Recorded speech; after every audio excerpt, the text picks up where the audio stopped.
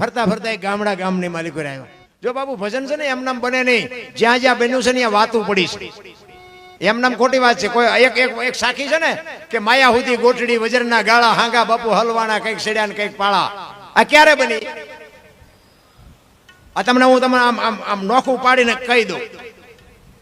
કોઈ નહીં કે ખબર હોય જ કે ને. પેલાના જમાનામાં વેપારીઓ હોય ને, વેપારીઓ એ શહેરમાં ધંધો કરતા હોય અને ગામડા વાળાને બધાને ઉધાર આપે. રવિવાર જેવો કઈ દિવસ હોય ને એટલે બાર ગામ ઉઘરાણીએ જાય. એમાં એક વેપારી હામા ગામમાં ઉઘરાણી ગયેલા. તેથી રાણી શિકાર રૂપિયાનો જમાનો. રાણી શિકાર રૂપિયાની ઉઘરાણી કરી અને દી આથંબરનો ટાઈમ, જબાના ખીચા ભર્યા અને ઘર બાજુ નીકળ્યો. એમાં વચ્ચે રસ્તામાં નેરિયા જેવો રસ્તો આવે, ઊંડો રસ્તો આવે. એટલે એને બીકણ માણા એ કે વેલા દી આથંબરની તૈયારી છે, ઘર ભેગો થઈ જવું, ખાય ખા ઉતાવળો આમ નેરિયામાં ઉતરો ને આની કરતી ઈ ઉતરો. સામેથી બાપુ એક રીંછ ઉતર્યું. રીંછ તો હિંસક જનાવર, પણ સદાય બાપુ માણાનો વશમાં જાનવર ન કરે. સિંહ હોય ને સિંહ, તો એ એક વખત તો વિચાર કરે કે આ માણાનું ભરોહો નહીં કે શું કરે. એટલે આમ રીંછ ઉભો રહ્યો, આની પાસે વેપારી ઉભો રહ્યો, બે જણા મૂંઝાણા. રસ્તો હાંકડો હતો, બહાર જાય એક બાજુ જાય જવાય એવું હતું નહીં. બે થોડી હિંમત કરી. વેપારી એમ કે હરોહરો હું આનકોરથી નીકળી જાઉં, ઓલા ને એમ કે હરોહરો હું આનકોરથી નીકળી જાઉં. બે ધીરે ધીરે આવ્યા ને, બે પડખે આવ્યા ને, હામી બે ની ચાર નજરો ભેગી થઈ ને તો વેપારી એમ કે મને મારશે, આને એમ કે મને મારશે. એટલે એને કાન પકડી લીધા રીંછને એમ થયું કે હવે મને મારી નાખશે. ઓલા વેપારી એમ કે મૂકું તો હવે મને મારી નાખે. બે મીડિયા ઠેકડા મારવા મીડિયા, સબાના ખીચામાં પૈસા મીડિયા પડવા. એને એમ તો મારું બધું ભારે કરી, હવે આ મૂકીને જો પૈસા લઉં તો આ મને મારી નાખે. પૈસા મીડિયા ખેરવા, હવે હું કરું? એમાં કુદરત ને કરું. હાંગાજી દરબાર આમથી ઘોડી લઈને હાલ્યા આવે. દરબાર થોડા છેટા રહ્યા ને પછી વાણિયા શું કે, વેપારી શું કે, એ બાપુ એ કે જો આ રીંછ ને કે હું ખંખેરું ને પૈસા ખરે. બાપુ નજીક આવ્યા ને જોયું તો પૈસા પડેલા જ તે. બાપુ આમ પૈસા ભારે નથી, ગમે ની ચાર આંખું થાય. એ કે અમારા ગામનું રીંછ છે ને તું શું કામ ખંખેરસ કેતો? બાપુ હાલો ને તમે તમારા ગામનું રીંછ હોય મારે ક્યાં ખંખેરવા? બાપુ ઉતર્યા ઘોડીએથી ને બાપુને પકડાઈ દીધા.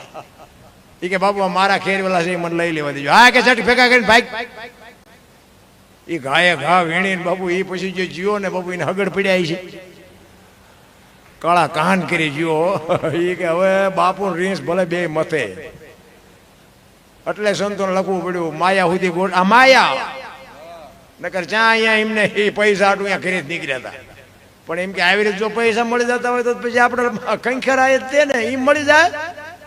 એટલે કીધું માયા સુધી ગોઠડી વજરના ગાળા હાંગા બાપુ આમાં હલવાના, કંઈક સેડ્યા ને કંઈક પાળા. આમ તમે નું કેટલાય હલવાના. ઈ નારદજી ભિક્ષાવૃત્તિ માટે બાપુ નીકળ્યા. એક ગામની માલિકો ડેલીમાં પગ દઈ અને કહે છે ભિક્ષાન દેહી મૈયા. બાપુ એમાંથી અંદર એક બાઈ હુપડું અનાજનું ભરી અને આવીને કહે છે લ્યો બાપુ.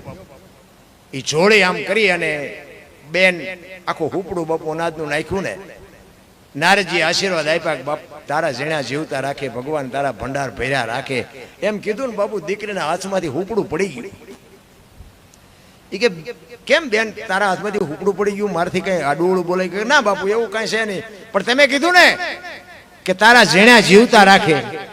મને ભગવાને શેર માટીની ખોટ આપી, મારી પાસે મને ભગવાને સંતાન નથી આપ્યું, એટલા માટે મને થોડુંક દુઃખ લાગ્યું. અને નારદજીને વાઠ્યા હોય તો લોહી ન નીકળે.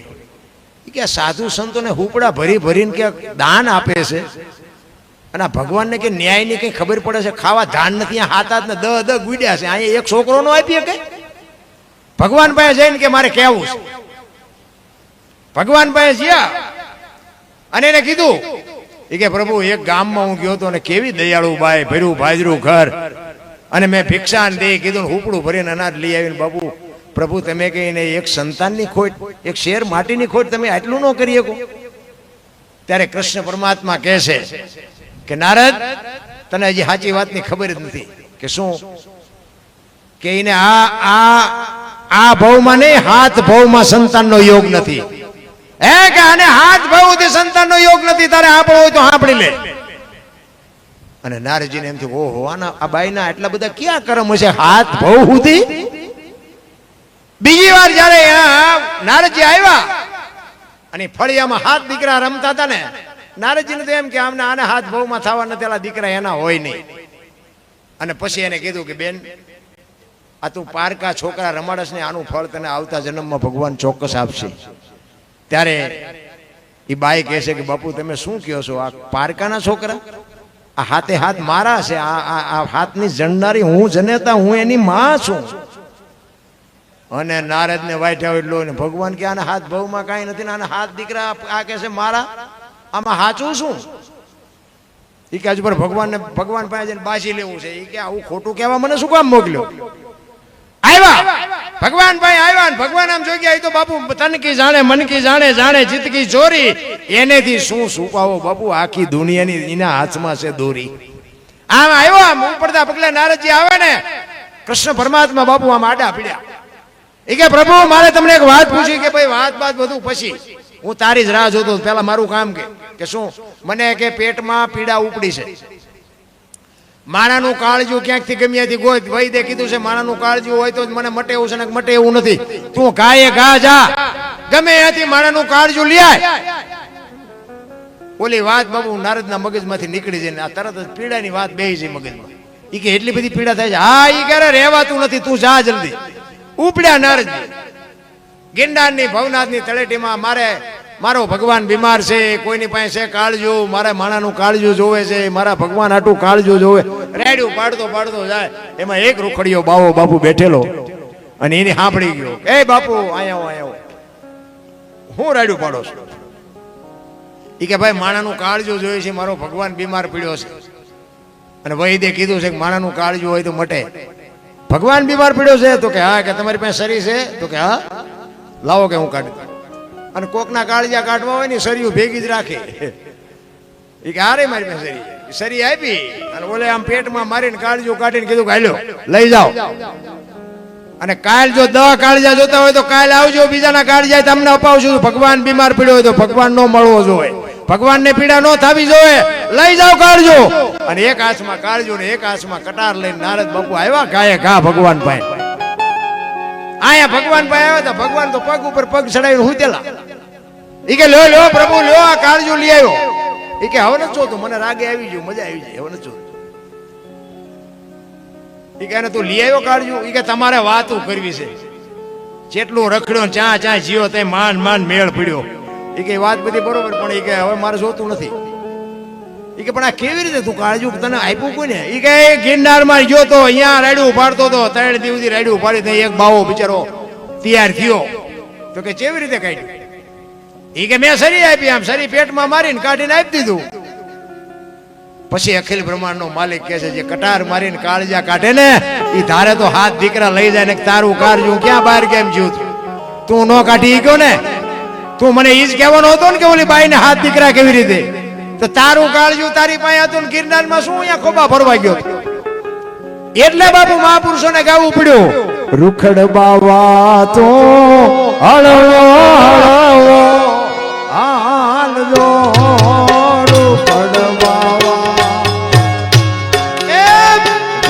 બાવા તો હળવો હળવો હાલજો,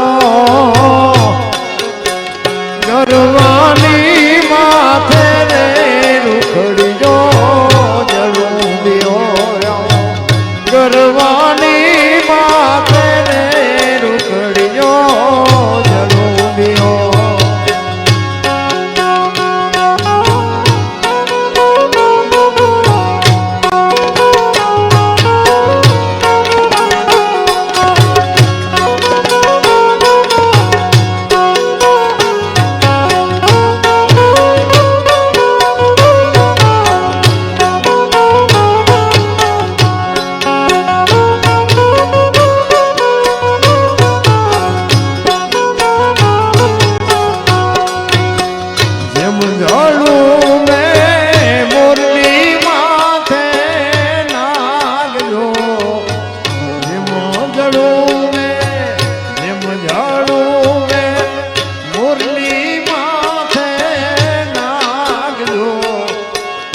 ગરવાની માથે રે રૂખડીયો જડોમિયો ગરવાની માથે રે રૂખડીયો જડોમિયો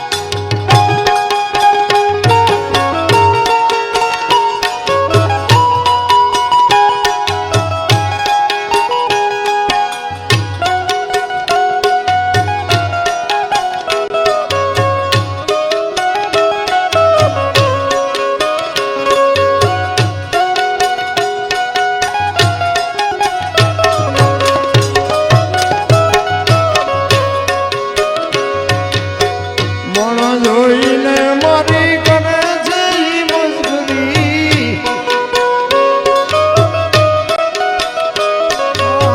મણ જોઈને મારી કરે છે ઈ મજબૂરી